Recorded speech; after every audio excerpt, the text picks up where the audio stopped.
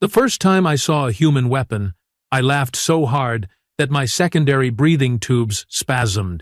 Commander Velcor had called an emergency briefing aboard the ISS, Relentless, and every species in the Galactic Coalition had sent representatives. We gathered in the observation deck, our various appendages folded, coiled, or resting as we watched the holographic display flicker to life. This, Velcor announced, his mandibles clicking with barely contained amusement, is what the humans call a sword. The three-dimensional image rotated slowly, a length of sharpened metal. No plasma cores, no molecular disruptors, no quantum destabilizers. Just metal. Pointed metal. My colleague, a Threxian named Quillmore, made a sound like grinding gravel. It was laughter. You cannot be serious. This is a museum piece, yes? From before they achieved sentience? Negative. Velcor's eye stalks drooped with something resembling pity. Intelligence reports indicate they still manufacture these. They call it tradition. I felt my chromatophores shift to a pale blue, the Zenthari equivalent of a smirk. Let me understand this correctly. We are meant to fear a species that brings sharpened iron to a battlefield where we deploy singularity bombs? There is more. Velcor manipulated the display. Another primitive artifact appeared. This is called a bow. Someone in the back made a choking sound. The weapon was absurd. A curved piece of wood with a string. You pulled the string back, released a pointed stick, and hoped it flew toward your enemy. I had seen Vorgothi children with more sophisticated toys. Commander, respectfully, said Mira, a Colossi diplomat whose scales shimmered with indigo skepticism. Why are we wasting time on this briefing? The human homeworld, Earth, has been identified for assimilation into the Coalition. They possess rudimentary fusion drives, basic energy shields, and apparently an armory that belongs in an archaeological dig. This should take, what, 3 solar cycles? 2, someone called out. More laughter rippled through the assembly. Velcor said nothing. His silence was unusual. The commander was a Dracthus, a species known for their tactical genius and their inability to tolerate fools. He had led successful campaigns against the Korathi swarms and negotiated the surrender of the Plexian Empire. If he had called this meeting, there was a reason.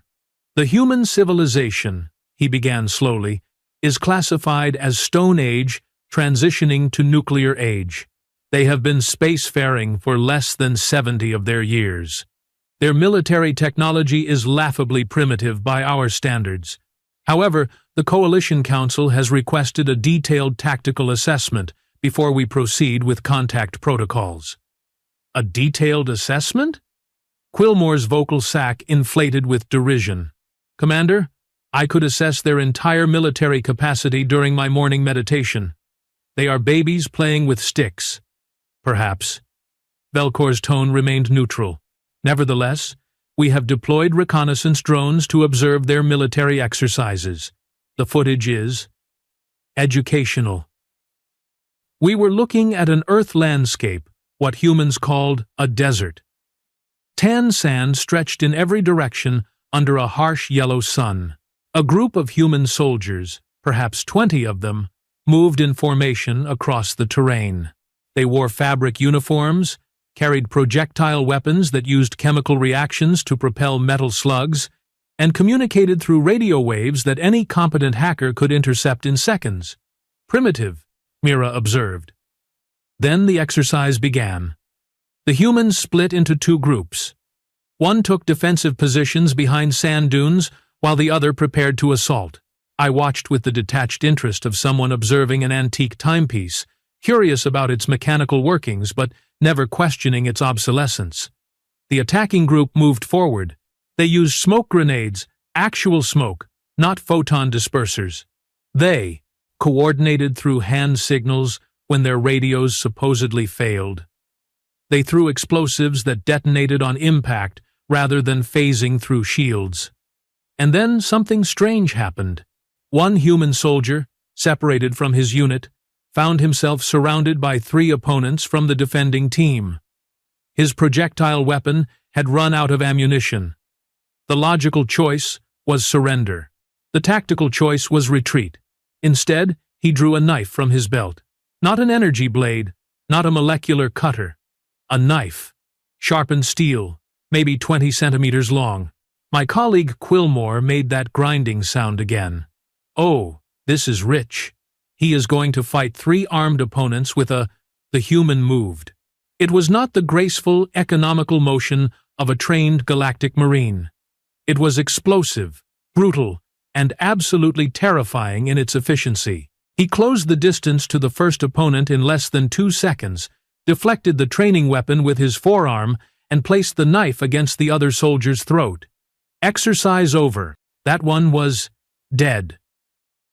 The second opponent fired, but the human had already moved, using the first body as a shield. He rolled, came up beside the second soldier, and eliminated him with a strike to the kidney. The third opponent actually started backing away, weapon raised, but the human pursued with a relentlessness that made my skin prickles with discomfort. 15 seconds. The entire engagement lasted 15 seconds. The observation deck had gone very quiet. The hologram continued playing. We watched more exercises. Humans rappelling from aircraft.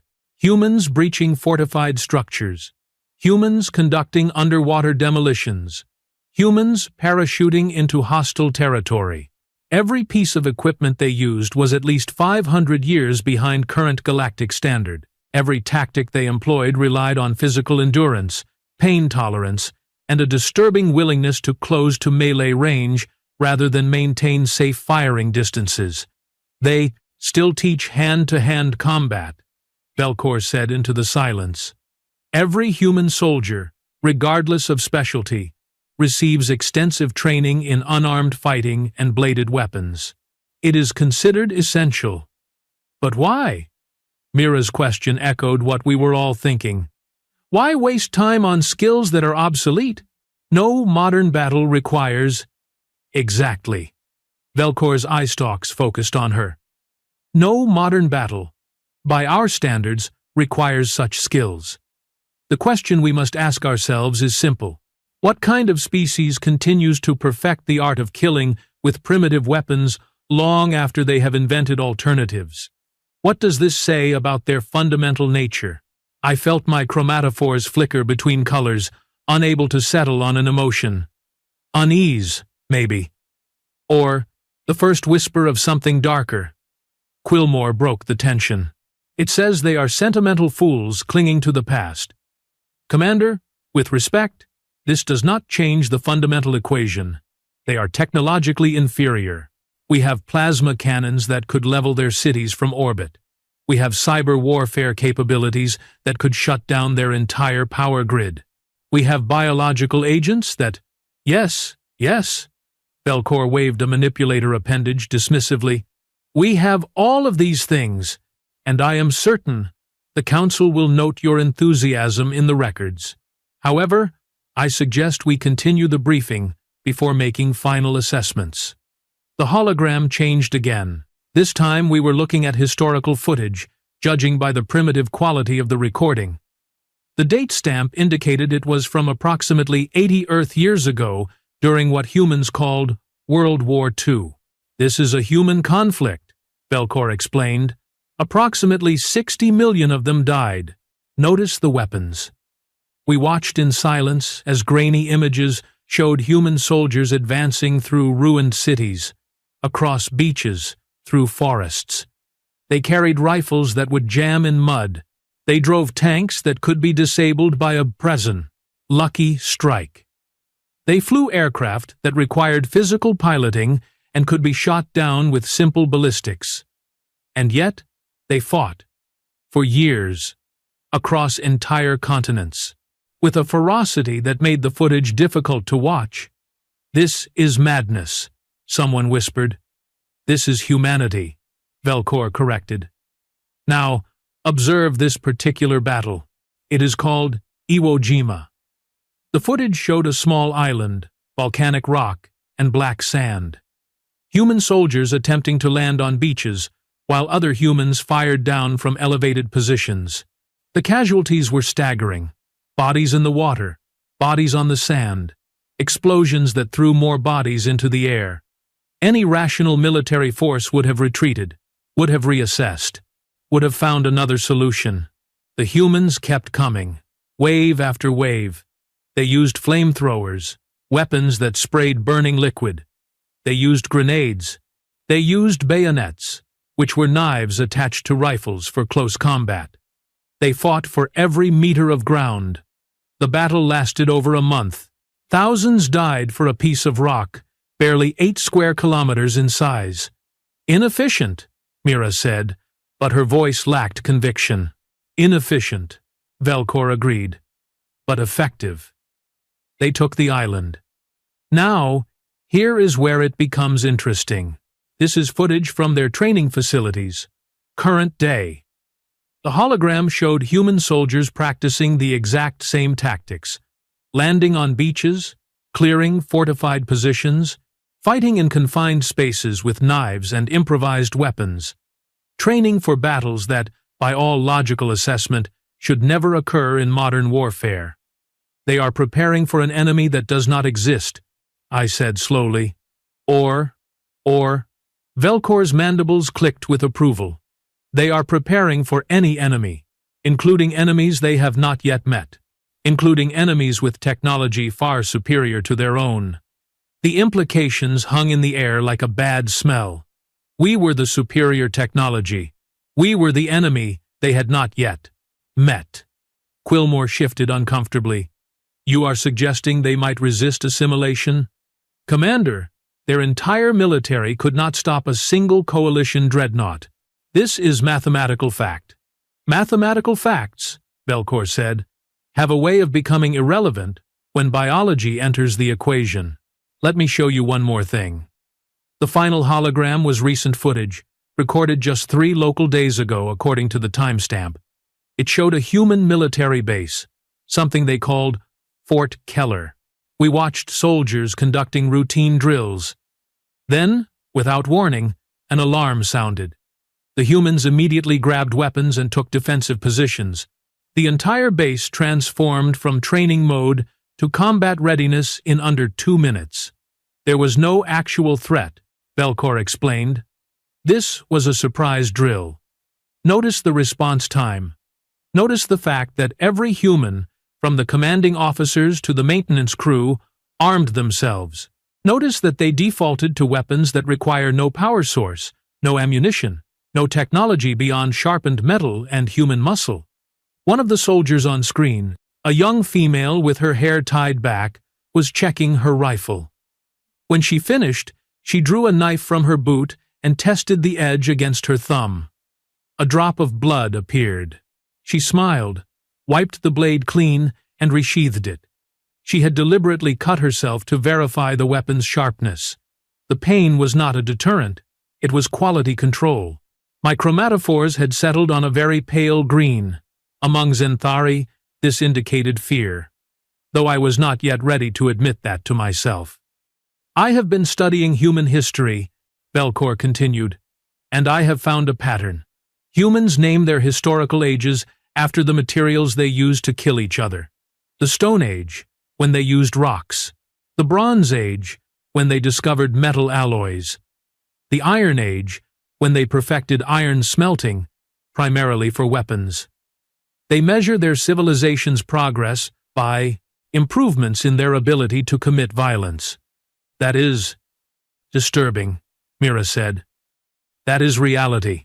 The humans call their ancient period the Stone Age, but they are wrong about when it ended. Every human soldier still carries the Stone Age with them.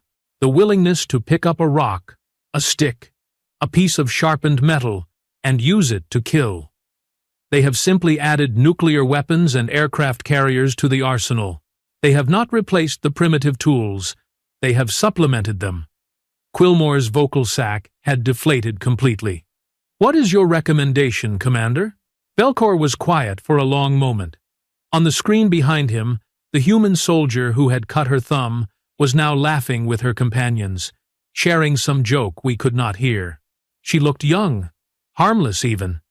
Her species had only recently figured out how to leave their own solar system.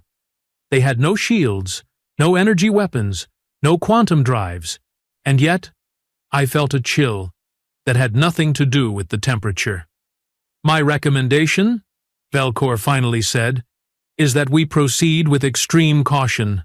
The Coalition Council wants Earth integrated within 2 solar cycles. I suggest we extend the timeline and invest heavily in cultural analysis before making first contact. We need to understand what we are dealing with." "You mean who we are dealing with?" I corrected quietly. "They are sentient beings, not a tactical problem." "Are they?" Velcor's eye stalks fixed on me with unnerving intensity. "I am not certain anymore. I have watched hundreds of hours of footage. I have read their literature, their poetry, their philosophy. Humans have a saying, 'God created man, but Samuel Colt made them equal.' Do you know what that means?" We waited. Samuel Colt invented a primitive projectile weapon called a revolver. The saying means that, regardless of physical differences in size, strength, or ability, a weapon equalizes the playing field. Anyone can kill anyone if they have the right tool and the will to use it. Humans find this concept not horrifying, but inspiring. They celebrate it. The briefing concluded shortly after, but none of us left immediately. We stood in small groups, exchanging quiet observations, watching the holographic recordings loop in the background. Human soldiers training with knives. Human civilians learning self-defense. Human children playing games that simulated hunting and combat. I approached Velcor as the crowd thinned. "Commander, your assessment seems overly cautious. Yes, they have a violent history, but so do most spacefaring species. The Korathi were ritual cannibals before they achieved faster-than-light travel. The Vorgothi had a 300-year war over a religious disagreement. Violence is not unique to humans." "No," Velcor agreed. "Violence is universal. But humans have made an art form of it. More than that, they have made it personal. When a Korathi goes to war, it is for resources or territory. When a Vorgothi fights, it is for ideology. When a human fights..." He trailed off, manipulating the hologram controls. Another image appeared. Rows upon rows of names etched into its surface. The camera panned slowly, showing hundreds of thousands of names. This is a memorial to their dead from a single war. They build these monuments. They teach their children the names. They have ceremonies where they read aloud the names of soldiers who died generations ago. They remember, personally, every individual who fell. Not as statistics, as people. I stared at the endless list of names. That is actually rather touching. "Is it?" Velcor turned his eye stalks toward me. "Or is it terrifying? They remember their dead, yes, but more importantly, they remember how to kill.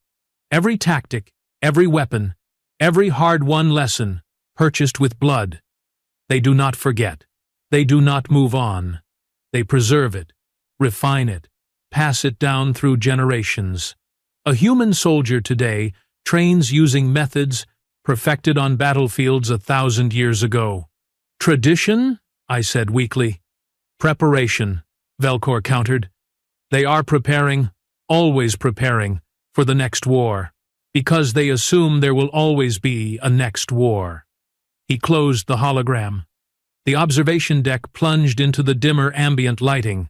Through the transparent aluminum viewports, I could see the curve of a nearby planet, purple and serene. I have spent 40 cycles studying military history, Velcor said quietly. I know the patterns. Aggressive species burn themselves out. Peaceful species get conquered. Technological species rely on their advantages until someone develops a counter. But humans, they are adaptable in a way I have never encountered. They can be sophisticated or savage, advanced or primitive. They switch between states, not over generations, but instantly, as the situation demands. You think they will resist assimilation? I think, Velcor said carefully, that if we approach this incorrectly, we will learn exactly why Earth calls that early period the Age of Iron. And I think that lesson will be written in our blood, not theirs. I left the briefing with much to consider. My quarters aboard the ISS Relentless were modest, designed for a Zenthari physiology. I settled into my rest pod and attempted to process the information, but sleep would not come. Instead, I found myself accessing the ship's database, searching for more information about Earth. Their planet was beautiful, in a chaotic way. Vast oceans, diverse biomes, weather patterns that regularly killed hundreds with hurricanes, tornadoes, and tsunamis. And yet, humans built cities directly in the paths of these disasters. They rebuilt after destruction. They stayed. I read about their sports. Many involved simulated combat. Others involved endurance challenges that would hospitalize most species. Some, incomprehensibly, involved both. I read about their entertainment. Their most popular stories were about war, survival, and overcoming impossible odds. Their heroes were soldiers, warriors, and rebels who fought against superior forces. I read about their child-rearing practices. Human children were encouraged to take risks, to compete, to test themselves against challenges. Playground equipment was designed to teach them about gravity, pain, and consequence. By the age most species were still in protected nurseries, human children were climbing structures several times their height and learning that falling hurt. Everything about their culture seemed designed to produce survivors. Not philosophers, not artists, not scientists. Survivors who could think, create, and build, yes, but survivors first and foremost. The communication panel in my quarters chimed. I activated it, and Quillmore's face appeared on the screen. He looked agitated, his skin flushed darker than usual. "Have you been researching the humans?" he demanded without preamble. "Yes. You as well, I take it?" "I cannot stop. There is something wrong with them," I found a human saying. "Walk softly and carry a big stick." "Do you know what it means?" "I assume it involves actual sticks?" "It means be polite and diplomatic, but maintain the capacity for overwhelming violence. It means smile while keeping your weapon ready. It means never let your enemy know your true capabilities until you need them." Quillmore's eyes were wide. "They have a philosophy of deception built into their diplomatic framework." "Quillmore, you are overreacting. Many species maintain military readiness while pursuing peace. Not like this. I found their military doctrine. They have something called mutually assured destruction. The concept is simple. Build enough weapons to guarantee that if someone destroys you, you can destroy them even after you are dead. Make yourself so dangerous that attacking you is suicide. That is insane.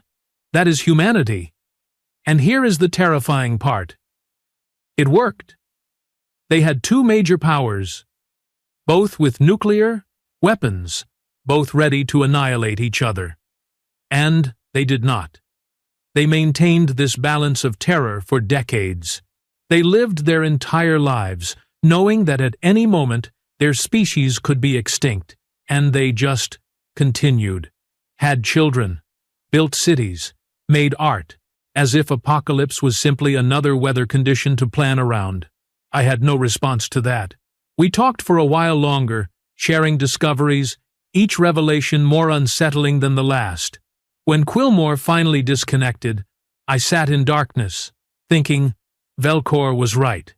We needed to understand these beings before we made contact, because they were not like us. They were not rational actors who would see the benefits of coalition membership and join peacefully. They were survivors, fighters, beings who had spent their entire evolutionary history preparing for threats. And now, whether they knew it or not, the threat had arrived.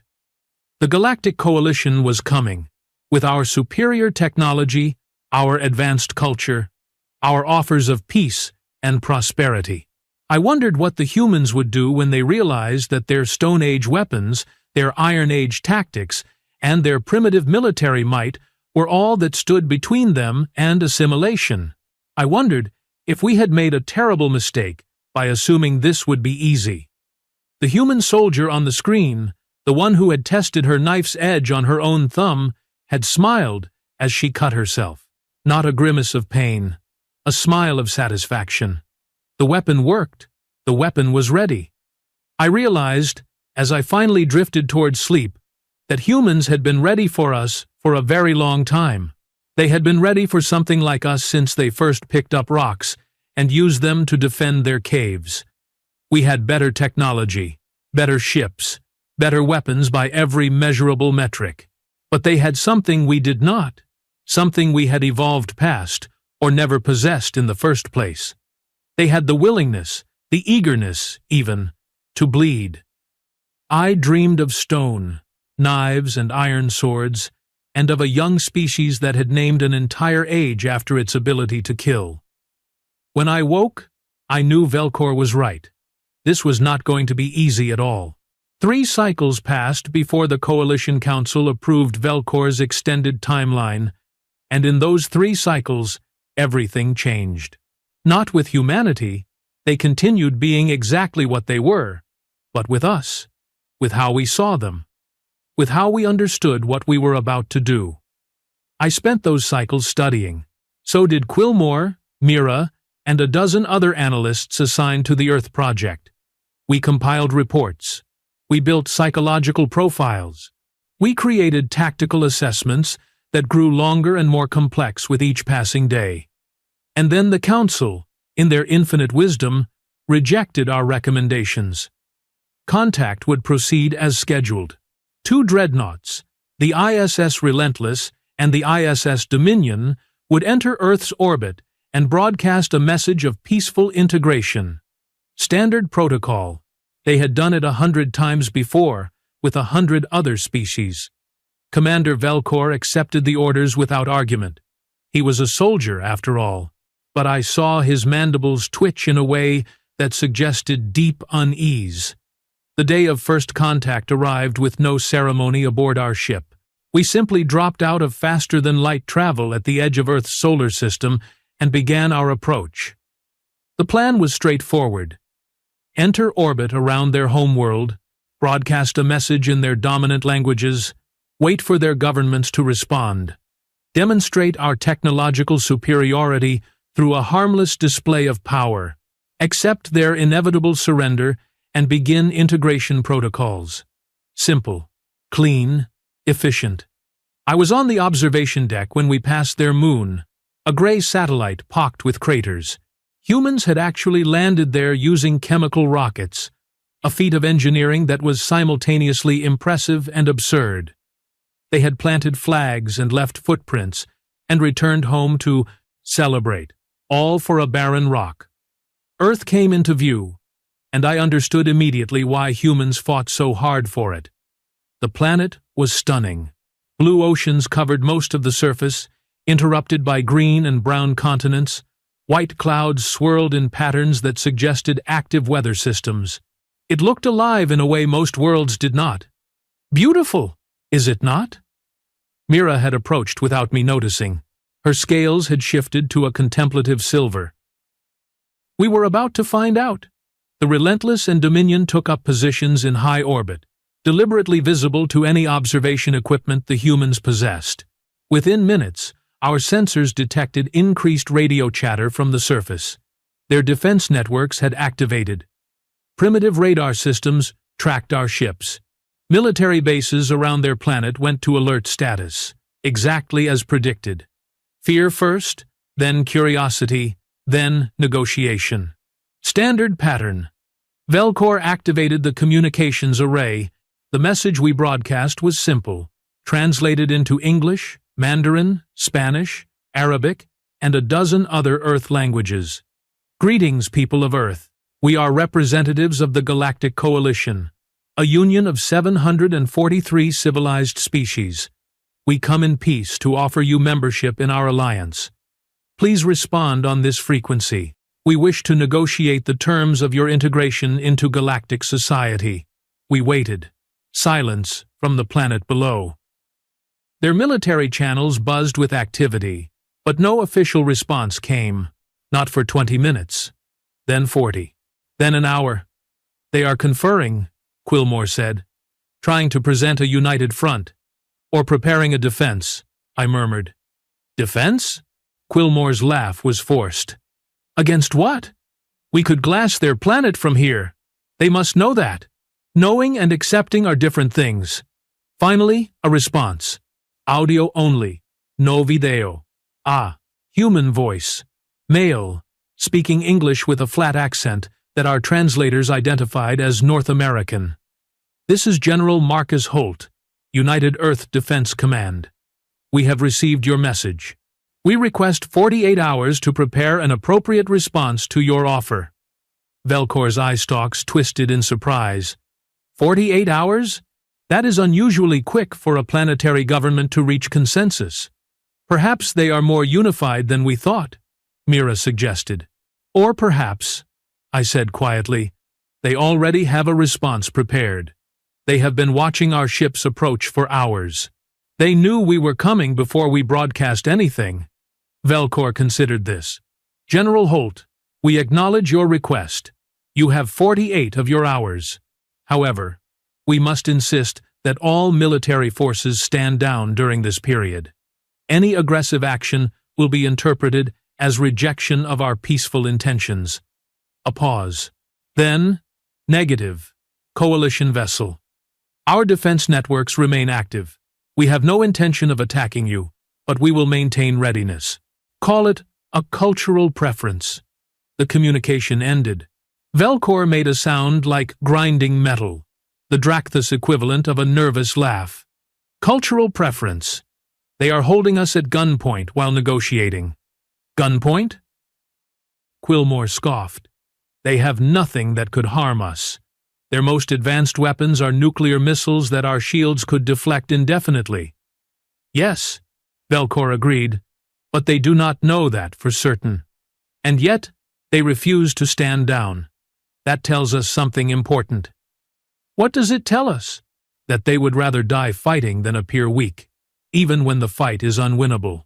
Those 48 hours were the longest of my life. We monitored Earth constantly. Their military did not stand down. Instead, it mobilized. Soldiers moved to defensive positions around major cities. Naval vessels formed protective formations around coastlines. Aircraft carriers, those floating military bases that humans somehow kept operational in ocean water, positioned themselves at strategic points. Most tellingly, their nuclear arsenals went to high alert. Missiles in underground silos, submarines lurking in deep water, mobile launchers hidden in remote terrain. They had enough atomic weapons to render their own planet uninhabitable, and they had armed every single one. Madness, Quillmore whispered as we watched the displays. They will destroy themselves before they let us conquer them. Not conquer, Mira corrected. Integrate. We are offering them peace, technology, prosperity. Yes, but on our terms, under our authority. Perhaps from their perspective, that is conquest, regardless of what we call it. I thought about the monuments with all those names, the soldiers who trained with knives, the culture that measured progress by weapons technology. They have never been conquered, I said slowly. In their entire history, no outside force has ever successfully subjugated their entire species. Empires have risen and fallen on their world, but there was always resistance, always someone fighting back. It is literally all they know. Velcor had been quiet, watching the tactical displays. Now he spoke. 41 hours remaining. I want continuous monitoring of their military assets. And someone get me detailed information on this United Earth Defense Command. When was it formed? How did they achieve global military coordination so quickly? The answer came back within the hour, and it was disturbing. The United Earth Defense Command had been established 6 years ago. 6 years. right around the time humans had achieved their first successful faster-than-light probe. They had reached out into the galaxy, sent a tiny unmanned vessel to a neighboring star system, and immediately afterward had unified their entire military structure under one command. They had assumed, correctly, that if they could reach the stars, so could others. And they had prepared for the day when those others arrived. "They have been expecting us," I said to no one in particular. "Not us specifically, but something like us. They knew this day would come." End quote.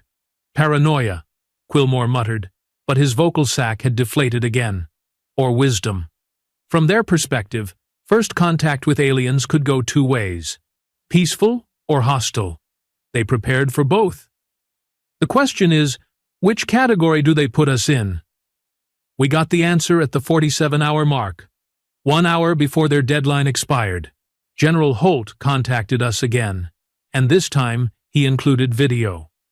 The human was old by their standards, with gray hair and a face creased by years. He wore a military uniform covered in decorative insignia. Behind him, I could see other humans in similar uniforms, representing different nations judging by the flag patches. They all looked calm, composed, and utterly unafraid. "Commander Velcor," Holt began, "we have reviewed your offer. We appreciate the opportunity to join the Galactic Coalition. However, we have some concerns about the terms of integration." Velcor's mandibles clicked in what might have been relief. They were negotiating. That was good. "Please state your concerns, General. We are open to discussion. Our primary concern is sovereignty.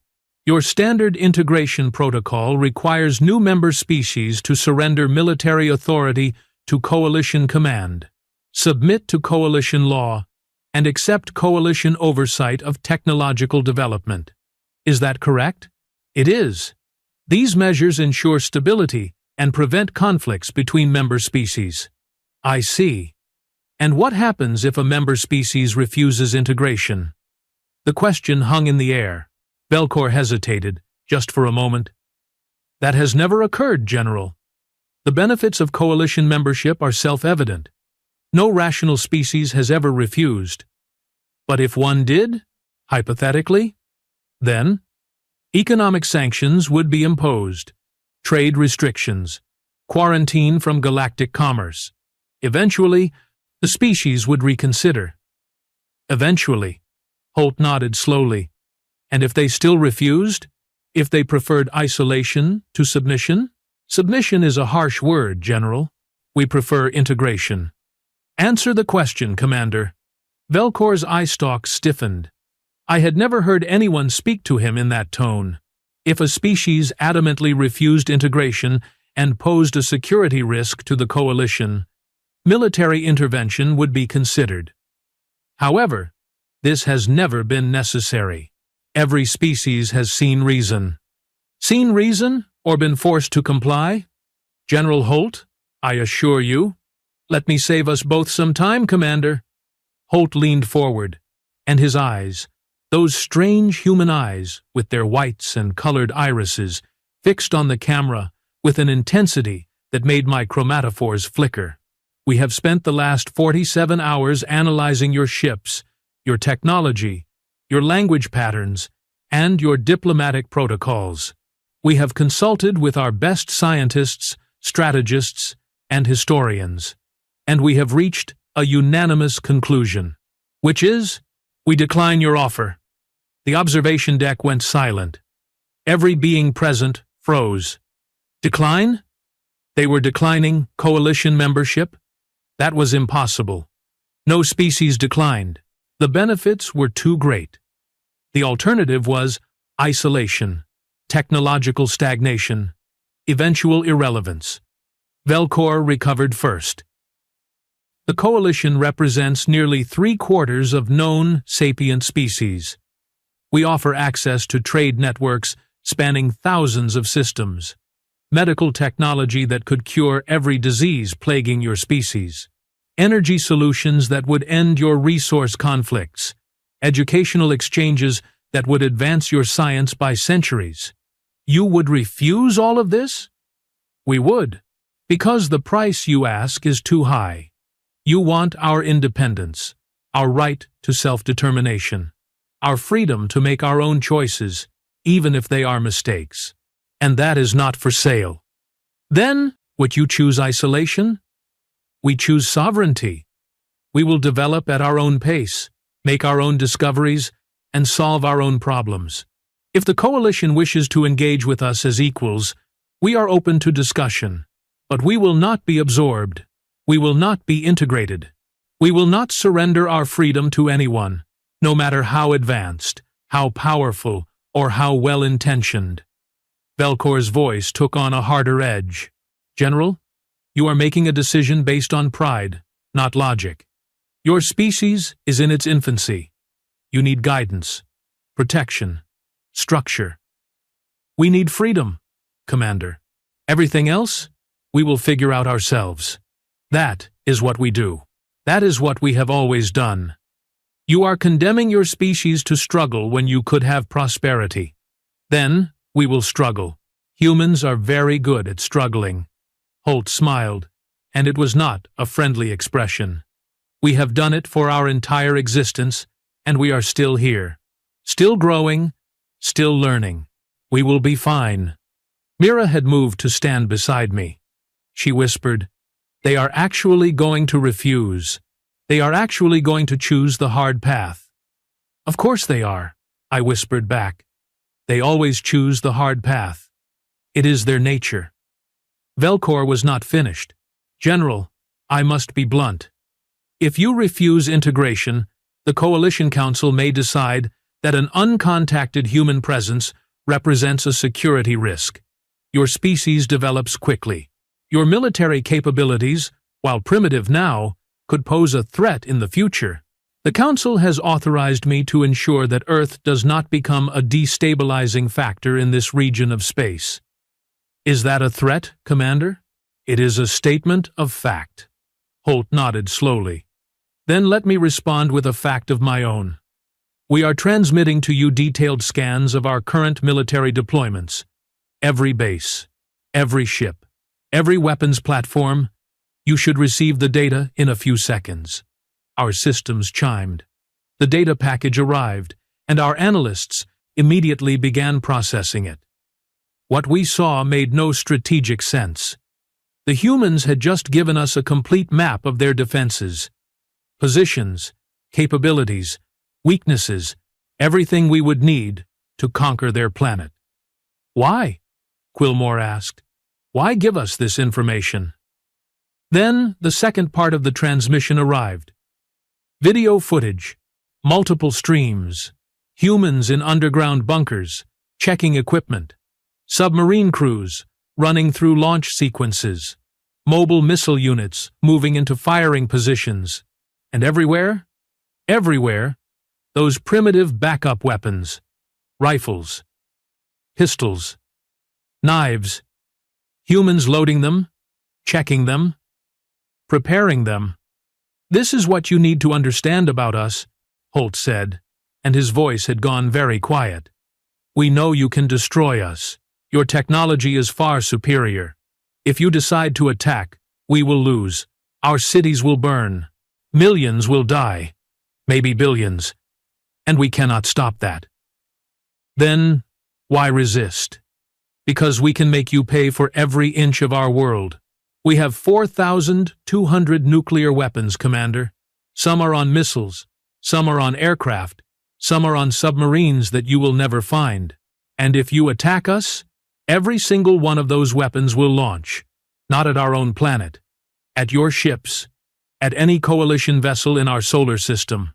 At any facility you try to establish on our moon or Mars, we will throw everything we have at you. Your nuclear weapons cannot penetrate our shields, Velkor said, but his voice was uncertain. Maybe not. But you will have to maintain those shields constantly. You will have to watch your back every moment. And while you are dealing with nuclear missiles, our conventional forces will be fighting on the ground. Every city, every town, every farm. We have 3 billion people capable of fighting. That is not our military. That is our total population old enough and healthy enough to hold a weapon. 3 billion humans who will not surrender, who will not negotiate. Earn every meter of ground with blood and fire. The observation deck was so quiet, I could hear my own breathing tubes working. And if you manage to conquer us despite all that, Holt continued, you will not have won. You will have occupied a planet full of hostile survivors, who, remember, we will resist. Sabotage. Assassination. Guerrilla warfare. We have thousands of years of experience with insurgency. We know how to fight when we are outgunned and outmatched. We know how to bleed an occupying force until they give up and leave. We have done it before. We will do it again. Holt leaned back, and when he spoke again, his tone was almost conversational. You called this the Age of Iron, Commander. You were mocking us, I think, laughing at our primitive weapons. But you missed the point. We call it the Age of Iron, not because of the weapons themselves, but because of what they represent. Iron is strong, iron endures. Iron can be beaten and shaped, but never truly broken. That is what we are. That is what we have always been. He paused, letting the words sink in. So, here is my offer. Leave. Go back to your coalition council. Tell them Earth wishes to remain independent. Tell them we are not worth the cost. Because if you stay, if you try to force us to join you, we will show you exactly what happens when you bring plasma cannons to a knife fight with people who are very, very good with knives. The transmission ended. We stood in silence, processing what we had just witnessed. A species barely capable of interstellar travel had just threatened 2 coalition dreadnoughts. They had promised to fight a losing battle purely on principle. They had chosen certain death over uncertain servitude, and somehow, impossibly, the threat felt real. Velcor turned to his tactical officers. Assessment. If we engage human military forces, what are our projected casualties? The lead tactician, a Colossi named Renth, hesitated. Commander, by every metric, we should suffer 0 casualties. Their weapons cannot harm our ships. Our shields are impenetrable to their technology. That was not my question. I did not ask what should happen. I asked what will happen. Renth's scales rippled with uncertainty. Unknown, Commander. Their willingness to fight, despite impossible odds, introduces variables we cannot account for. They might develop new tactics. They might discover unexpected vulnerabilities in our systems. They might simply refuse to die when logic says they should. Human behavior does not follow predictable patterns. So you cannot guarantee 0 casualties? No, Commander, I cannot. Quillmore made a sound like choking. This is absurd. We have conquered species far more advanced than humanity. The Korathi had energy weapons. The Plexians had quantum shields.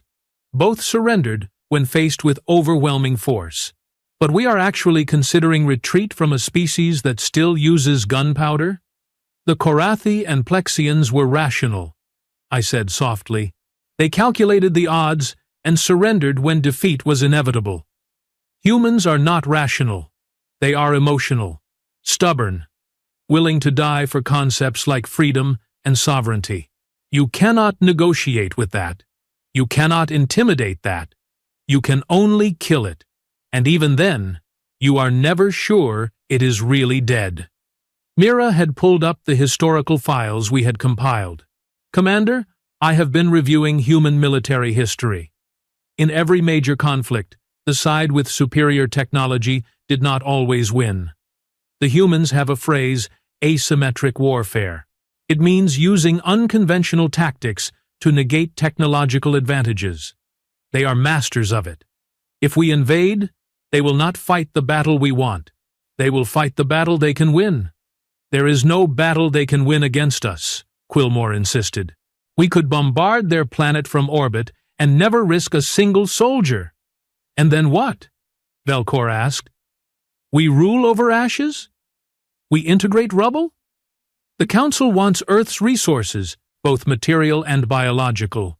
They want a compliant population contributing to the coalition. If we glass the planet, we gain nothing. And if we invade to preserve infrastructure, we commit ground forces to fighting 3 billion enraged humans who have been perfecting the art of killing for their entire existence. He pulled up a tactical map of Earth. Look at their terrain. Mountains, jungles, urban sprawl, underground tunnel systems, thousands of places for insurgents to hide. We would need to occupy and pacify an entire planet, maintain supply lines across hostile territory, and do it while under constant attack from enemies who do not wear uniforms and do not distinguish between military and civilian targets. Vietnam, I said suddenly.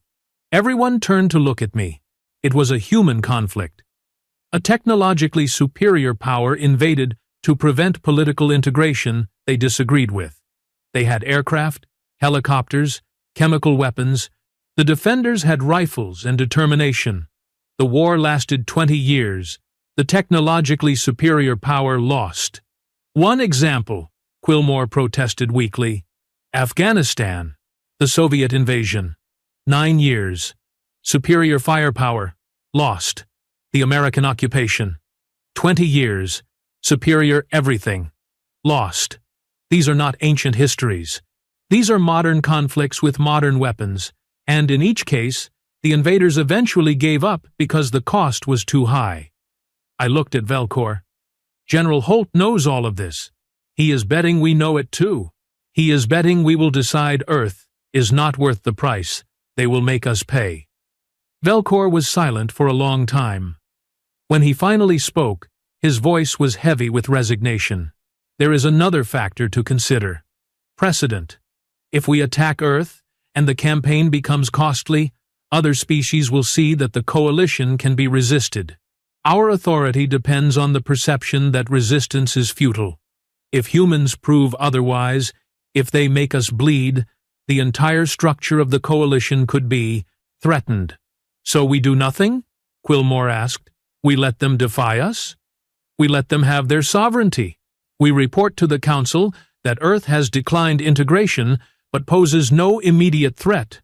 We recommend a non-interference policy with provisions for diplomatic contact as equals, not subjects. And we quietly, very quietly, make a note in the strategic database that humanity is not to be provoked. The Council will not accept that. The Council was not here. They did not see what I saw in General Holt's eyes. They did not hear the absolute conviction in his voice. I will make them understand. And if they order me to proceed anyway. Velcor's mandibles clicked slowly. Then I will request reassignment. Because I am a soldier, not a fool. And only a fool invades Earth. The decision was made. We would withdraw. But first, Velcor insisted on one final communication with the humans. I thought it was a mistake, but I was wrong. General Holt, Velcor said, when the channel opened, the coalition has decided to honor your request for sovereignty. We will withdraw from your system and recommend non-interference status for your species. Holt's expression did not change. That is wise, Commander. However, I feel compelled to offer a warning. The galaxy is not empty. The coalition represents most civilized species, but not all. There are dangers out there. Pirates. Slavers. Things worse than the coalition. Without our protection, we will handle it, Commander. The same way we handle everything. With determination, improvisation, and weapons that you think are obsolete, but we know are timeless. You understand? You are choosing a difficult path? Commander, we have never known any other path. Difficulty is our default state. We will be fine. Velcor paused, then said something unexpected. General, may I ask a personal question? When I threatened you, when I told you we could destroy your world, you did not flinch. How? How do you face extinction with such calm? Holt smiled, and this time it was genuine. Because we have faced extinction before, Commander. Ice ages, supervolcanic eruptions, plague, famine, war, ourselves. We have stood on the brink so many times that we have learned something important. Being afraid does not keep you alive. Being too stubborn to die keeps you alive. We are a species that should have gone extinct a dozen times over. But we did not. We endured. We fought. We survived. And we will keep surviving long after species with better technology have faded into history. That is impressive and terrifying. It is human, Commander. Just human. Give my regards to your council. Tell them Earth thanks them for the offer, but we will write our own destiny. And tell them that if they ever change their policy on equal partnerships, we will be happy to negotiate as friends. And if they do not, then we will see them in another 100 years, when our technology has caught up to yours, and at that point, Commander, the conversation will be very different. The transmission ended. Velcor ordered the fleet to withdraw. As we pulled away from Earth, I watched the blue planet recede through the viewport. Somewhere down there, 3 billion humans were standing down from combat readiness, celebrating their victory over an enemy they could never have actually defeated. Except they had defeated us. Not with weapons, not with technology, with sheer bloody-minded stubbornness and the willingness to pay any price for their freedom. They are insane, Quillmore said, standing beside me. They are human, I corrected, and I suspect that in a century or two, when they do achieve technological parity with the Coalition, we are going to regret not making them friends today. You think they will seek revenge? No. I think they will seek respect, and they will keep seeking it until they get it. Because that is what humans do. They do not accept no for an answer. They do not quit. They do not surrender. They adapt and overcome and persist until reality itself gets tired of fighting them and gives up. Mira joined us at the viewport. Commander Velcor is filing his report. He is recommending Earth be classified as a protected developing civilization with provisos for future contact when they achieve advanced spaceflight capabilities. That could take centuries, Quillmore said. Or decades, I said. Humans are motivated now. They know we are out here. They know they are behind. And if there is one thing humans are good at, it is catching up when they are behind. They will reach the stars, Quillmore, sooner than we think. And when they do, they will remember this day. They will remember that we tried to assimilate them, and they said no, and they made it stick. Should we be worried? I thought about the soldier testing her knife blade, about the monuments with all those names, about the species that measured its ages by the weapons it used to kill. Not worried, no. Humanity does not hold grudges against those who respect their strength. But we should be cautious. And if we are very, very smart, we should be preparing to welcome them as equals when the time comes. Because the alternative is making enemies of a species that never forgets, never forgives, and never stops fighting. The ISS Relentless jumped to faster-than-light travel, leaving Earth behind. But I knew, with absolute certainty, that this was not the end of the story. It was the beginning. Humanity had announced itself to the galaxy, not with advanced science or sophisticated diplomacy, but with a simple, ancient message. We are here. We are free. And we will fight anyone who tries to take that freedom away. The Age of Iron, indeed. And the galaxy was about to learn what that really meant. Somewhere behind us, on a blue planet orbiting a yellow star, humans were putting away their nuclear weapons and their chemical rifles and their sharpened knives. But they were not abandoning them. They were storing them, maintaining them, keeping them ready. Because humans understood something that most civilized species had forgotten. Peace is not the absence of capacity for violence. Peace is the choice not to use that capacity. And the freedom to make that choice is worth fighting for, worth dying for, worth threatening aliens with Stone Age tactics and Iron Age determination. I filed my own report that cycle. In it, I noted that humanity had declined integration and that the decision should be respected. I also noted, for the record, that any future contact with Earth should proceed with the assumption that humans are not to be underestimated, not to be threatened, and absolutely not to be conquered. Because we had learned something important that day. Technology changes, civilizations rise and fall, but some things, some fundamental aspects of a species, remain constant. And humanity's constant was simple. They were survivors, fighters, beings who would face overwhelming odds with nothing but primitive weapons and refuse to back down. The Galactic Coalition had better ships, better weapons, better everything. But humanity had something we had lost millennia ago: the willingness to bleed for what they believed in, the courage to stand against the universe itself and declare their independence. And in the end, that made all the difference. The Age of Iron had not ended. It had simply expanded its battlefield to include the stars. And the galaxy would never be the same.